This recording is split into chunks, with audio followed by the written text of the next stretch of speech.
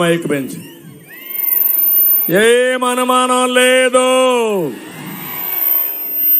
మన గెలుపు సునాయాసం, ఇప్పటి నుంచి అన్స్టాపబుల్. అయితే ఈరోజు ఒక్క విషయం మీకు చెప్పాలి. 42 సంవత్సరాలు పూర్తి చేసుకున్నాం తెలుగుదేశం పార్టీ ఏర్పాటు చేసి. ఒక మహనీయుడు, ఒక శుభముహూర్తాన్ని పెట్టిన పార్టీ తెలుగుదేశం పార్టీ. తెలుగు జాతి ఆత్మ గౌరవాన్ని చాటి చెప్పిన రోజుది. తెలుగు జాతికి గుర్తింపు వచ్చిన రోజుది. బడుగు బలహీన వర్గాలకు రాజకీయ ప్రాధాన్యత లభించిన రోజుది. ప్రజలకు సంక్షేమం, అభివృద్ధి, సుపరిపాలన పరిచయం చేసిన రోజుది. ఇంకో పక్క ఒక ప్రాంతీయ పార్టీ జాతీయ భావాలతో ముందుకు పోయాం. దేశంలోనే ఒక ప్రత్యేకమైన స్థానం ఏర్పాటు చేసుకున్నాం. నేనందరినీ ఒకటే కోరుతున్నా, క్రీస్తు శకం ఎట్లయిందో తెలుగు జాతికి తెలుగుదేశం శకం కూడా అంతే. తెలుగుదేశం పూర్వం, తెలుగుదేశం తర్వాతని తెలుగు జాతి గుర్తుపెట్టుకునే రోజు. అలాంటి పవిత్రమైన రోజున బనగానిపల్లికి రావడం నా అదృష్టంగా నేను భావిస్తున్నా. ఇది ఈ రోజే కాదు, చరిత్రలో ఎప్పుడో గుర్తుండిపోయే రోజు. ఆ మహనీయుడు 42 సంవత్సరాల కంటే ముందు కూడు గుడ్డ ఇల్లు పేదవాడికి ఇవ్వాలని తెలుగుదేశం పార్టీని ఏర్పాటు చేశారు. అంత మునుపు బియ్యం తిన్నవారికి, కడుపు నిండా భోజనం లేని వారికి 2 రూపాయల కేజీ ఇచ్చిన ఘనత తెలుగుదేశం పార్టీది. అంతేకాదు, రైతులకు సాగునీరు ఇవ్వాలని ఒక యజ్ఞం మారిగా అనేక సాగునీటి ప్రాజెక్టులు తీసుకొచ్చి రాయలసీమకి మేలు జరగాలంటే కృష్ణా జలాలు రాయలసీమకు రావాలని ఒక ఆలోచన చేసిన మహనీయుడు యొక్క పార్టీ పుట్టిన రోజు ఇది. ఇంకో పక్క ఈ రోజు మీరు చూస్తున్నారు, అన్ని వర్గాలకు న్యాయం చేయాలనే సంకల్పం.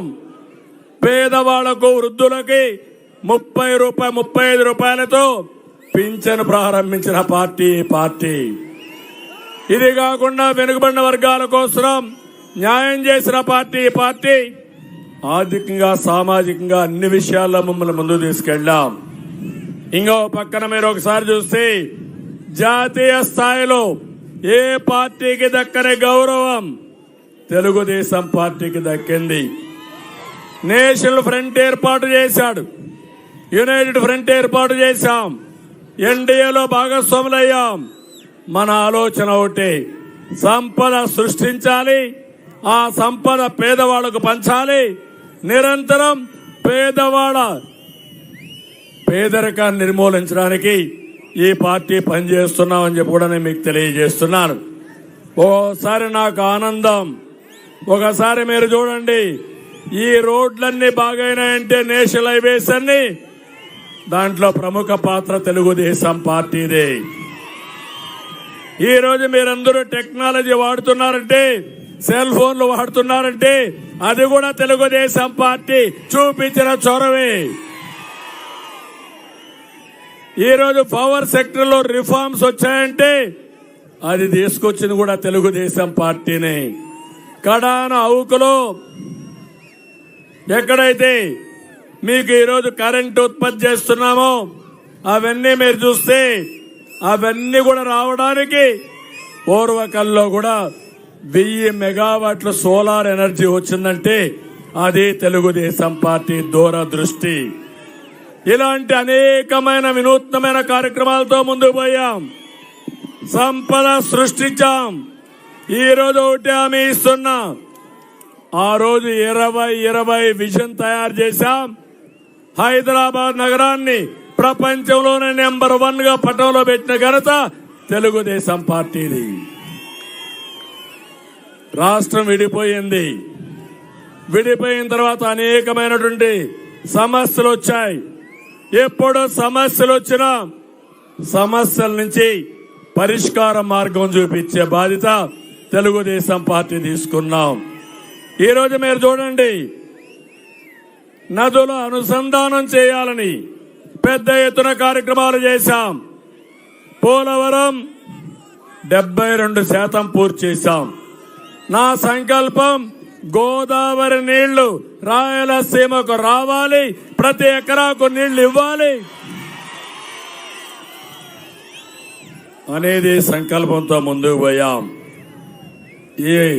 అదే మరిగా పెట్టుబడులు పెద్ద ఎత్తున రావాలని పెట్టుబడుల కోసం ముందుకు పోయాం. నీళ్లుంటే ఏదైనా సాధ్యం నేను చెప్తాను. కడాన కియా మోటార్స్ ని ఒక వెనుకబడిన జిల్లా, పేద జిల్లా అనంతపూర్ జిల్లాకు తీసుకొచ్చిన ఘనత తెలుగుదేశం పార్టీది. అమరావతి నిన్న కూడా మాట్లాడుతున్నాడు సైకో ముఖ్యమంత్రి. 3 రాజధానులు చేశాడంట. కర్నూలు రాజధాని అయిపోయిందా అని అడుగుతున్నా మిమ్మల్ని. అభివృద్ధి అయిపోయిందా అని అడుగుతున్నా మిమ్మల్ని. 3 ముక్కలు ఆటాడి 3 రాజధానుల పేరుతో అసలు రాజధాని లేకుండా చేసిన దుర్మార్గుడు, మన చిరునామా లేకుండా చేసిన వ్యక్తి ఈ వ్యక్తి.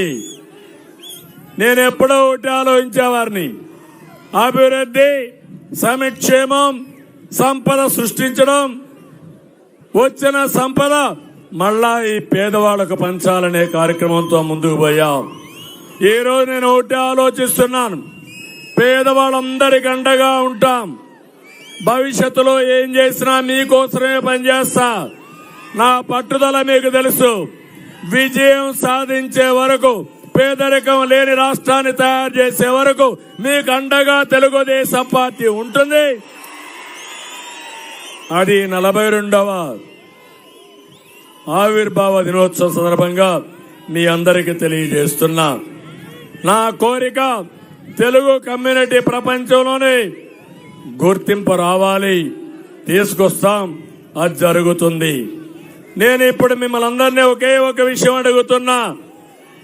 ఈరోజు నేను వచ్చాను ఇక్కడికి, బనగానపల్లికి వచ్చాను. ఏం తమ్ముళ్ళు బాగున్నారా 5 ఏళ్ల పాలనలో?